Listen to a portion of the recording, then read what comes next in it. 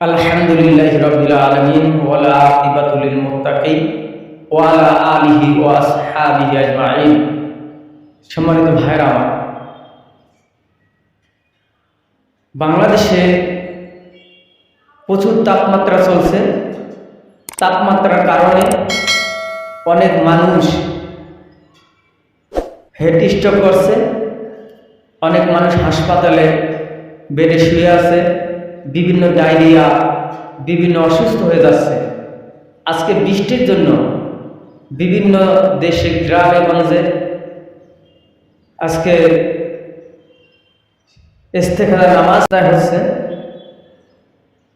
আজকে বাংলাদেশে 42 degree Celsius চলছে, ঢাকাতে 40 সেলসিয়াস চলছে। হয়তো এগুলো আমাদের হাতের কামাই।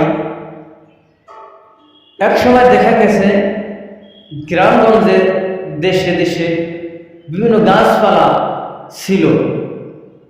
যখনই হাওয়া বাতাস আসতো, আমাদের আবহাওয়া অক্সিজেন আমাদের শরীরে এসে পড়তো। আমরা কি করি, গাছপালা, সেই বড় বড় গাছ কেটে ফেলছি। এগুলো থেকে আমাদের বিপদ আপদ বাড়ছে।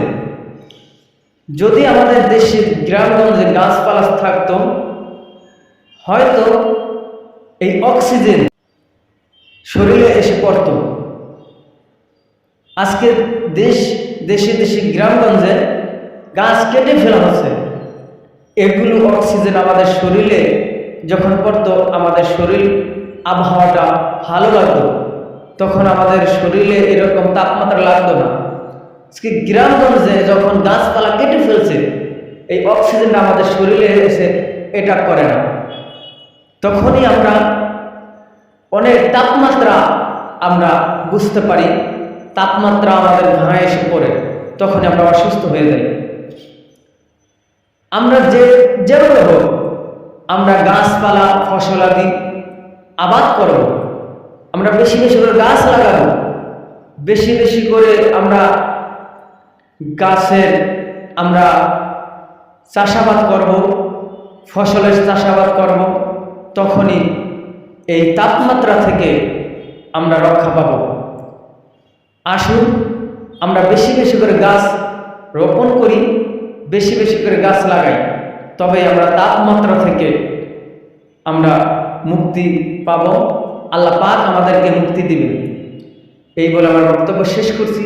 ওয়া আখিরি দাওয়ানা আনিল হামদুলিল্লাহি রাব্বিল আলামিন। আসসালামু আলাইকুম ওয়া রাহমাতুল্লাহি ওয়া বারাকাতুহু।